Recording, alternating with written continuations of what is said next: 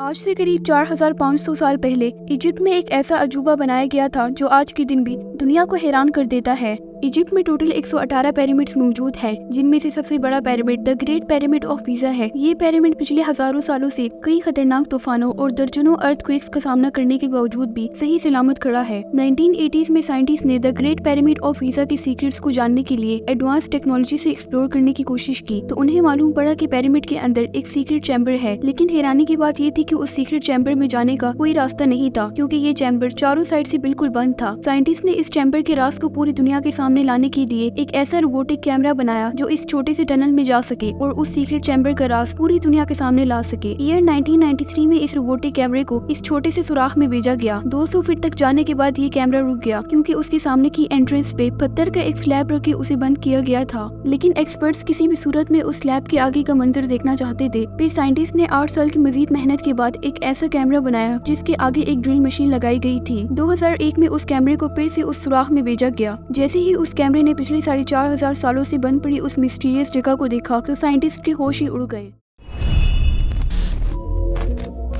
जैसे जैसे पिरामिड पर रिसर्च की जा रही है, वैसे वैसे ये पिरामिड्स और ज्यादा मिस्टीरियस बनती जा रही हैं। The great pyramid of Giza को बनाने में जिस बेमिसाल इंजीनियरिंग का इस्तेमाल किया गया था, वो आज के साइंटिस्ट को सोचने पर मजबूर कर देता है, क्योंकि इन पिरामिड्स को बनाना कोई आसान काम नहीं था। इस पिरामिड को बनाने में तकरीबन 20 सालों का वक्त लगा था। वैसे तो ये पिरामिड 4500 साल पुराने हैं, लेकिन अगर इस पिरामिड के स्ट्रक्चर की एक्यूरेसी की बात की जाए तो वो इतनी एक्यूरेट है कि आप इस चीज का अंदाजा लगाएं कि उनको अर्थ के एक्यूरेट साइज और सोलर रेडिएशन का पता था। लेकिन सवाल है कि उस दौर की एंशिएंट इजिप्शियन को अर्थ के एग्जैक्ट साइज के बारे में कैसे पता चला, क्योंकि अर्थ के एग्जैक्ट साइज के बारे में तो हमें आज के मॉडर्न दौर में पता चला है, जब साइंटिस्ट और रिसर्चर्स ने कई सालों की मेहनत के बाद स्पेस में सैटेलाइट्स भेजी, जिन्होंने अर्थ की मैपिंग करके इसकी एक्यूरेट साइज के बारे में बताया। इस पिरामिड को बनाने में तकरीबन 23 लाख लाइमस्टोन ब्लॉक्स का इस्तेमाल किया गया था और एक एक ब्लॉक का वजन 2 टन से लेकर तकरीबन 80 टन तक था। ये पिरामिड 13 एकड़ की एरिया पर फैला हुआ है और इसकी लंबाई तकरीबन 481 फीट है। आईफिल टावर के बनने से पहले ग्रेट पिरामिड ऑफ गीज़ा दुनिया की सबसे ऊंची इमारत हुआ करती थी।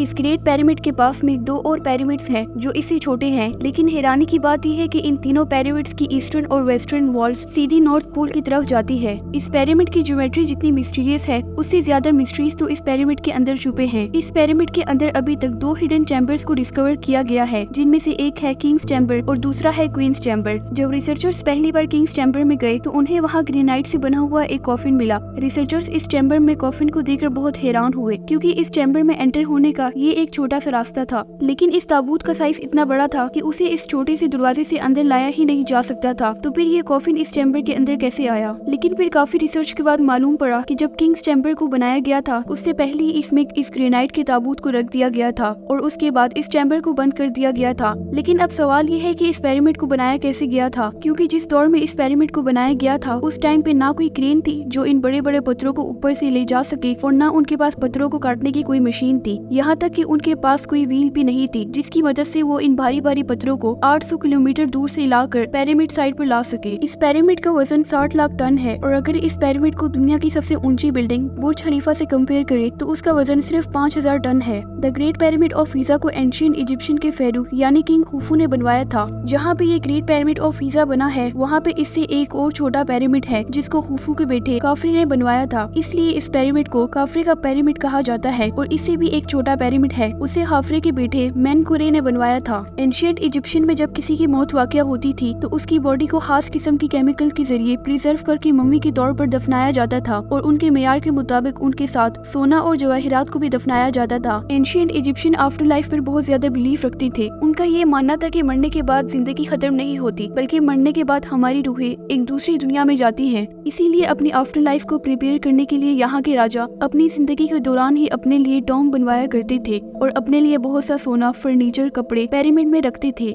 ये सोच के कि ये सब मरने के बाद हमारी आफ्टर लाइफ में काम आएंगी। और फिर जब वो मर जाते थे तो इनकी बॉडीज को मम्मीफाई करके कॉफिन में बंद करके दफना दिया जाता था। लेकिन हैरान कर देने वाली बात यह है कि आज तक इन पिरामिड्स के अंदर से किसी भी किंग की मम्मी नहीं मिली और ना ही किसी मम्मी के होने का एविडेंस मिला है। The great pyramid of Giza को बगैर किसी टेक्नोलॉजी के 20 सालों के खून पसीनों की मेहनत के बाद बनाया गया था। कहने में तो 20 सालों का वक्त एक पिरामिड को बनाने के लिए बहुत ज्यादा है, लेकिन अगर लॉजिकली देखा जाए तो 20 सालों में ऐसा कारनामा करना इम्पॉसिबल है, क्योंकि इस पिरामिड को बनाने में 23 लाख बारी बारी पत्थरों का इस्तेमाल किया गया है। एक एस्टीमेट के मुताबिक इस पिरामिड को बनाते वक्त अगर हर 4 मिनट में एक पत्थर लगाया जाए तब जाके 20 सालों में इन 23,60,000 टन तक भारी पत्थरों को लगाना पॉसिबल है। ये सच में एक मिस्ट्री है कि उन्होंने सिर्फ 20 सालों में भारी भरकम पत्थरों का पहाड़ बना के खड़ा कर दिया। लेकिन जब पिरामिड बनाने की ये मिस्ट्री सॉल्व नहीं होती तो यहाँ पर एक न्यू कॉन्स्पिरेसी थ्योरी सामने आई। कुछ लोग ऐसा मानने लगे कि इन तीनों पिरामिड्स को एलियंस ने बनाया था, लेकिन फिर साइंटिस्ट ने इस थ्योरी को भी गलत करार दे दिया। पिरामिड को बनाने में दर्जनों नहीं बल्कि हजारों मुश्किलात का सामना करना पड़ा था। रिसर्च टीम इस पिरामिड की कंस्ट्रक्शन टेक्निक्स के राजों को ढूंढ निकालने के लिए दिन रात रिसर्च में लगी हुई थी। रिसर्चर्स को इस बात की समझ नहीं आ रही थी कि आखिर कैसे पिरामिड की हर साइड को एग्जैक्टली नॉर्थ, साउथ, ईस्ट और वेस्ट की तरफ पॉइंट किया गया था। एक्सपर्ट्स के मुताबिक पिरामिड को बनाने के लिए सबसे पहले एक ऐसी जमीन को तलाश किया गया था जो हजारों नहीं बल्कि लाखों टन वजनी पत्थरों का वजन बर्दाश्त कर सके, और फिर उसके बाद पोलर स्टार की मदद से पिरामिड्स की हर साइड को मार्क किया गया होगा। कई एक्सपर्ट्स के मुताबिक पिरामिड बनाने वाले लोगों ने इस टूल का इस्तेमाल करके पिरामिड बनाने वाली साइड की जमीन को लेवल किया होगा और कंस्ट्रक्शन के वक्त पत्थरों को रेक्टेंगल शेप में काटने के लिए इस टूल का इस्तेमाल किया होगा,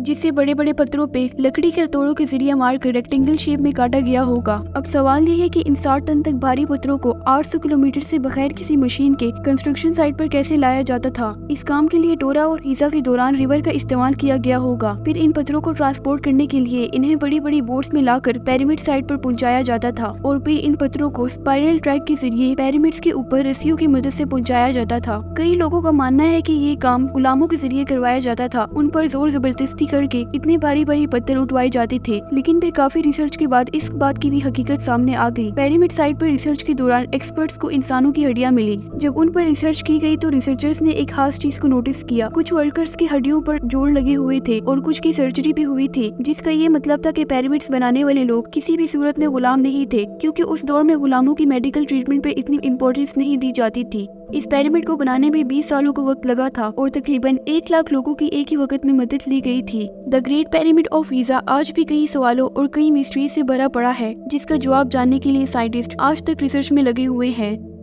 अगर आपको ये इन्फॉर्मेशन अच्छी लगी तो वीडियो को लाइक करें, चैनल को सब्सक्राइब करें और कमेंट सेक्शन में अपनी राय जरूर दें। मिलते हैं एक नई इन्फॉर्मेटिव वीडियो के साथ, तब तक के लिए अल्लाह हाफिज।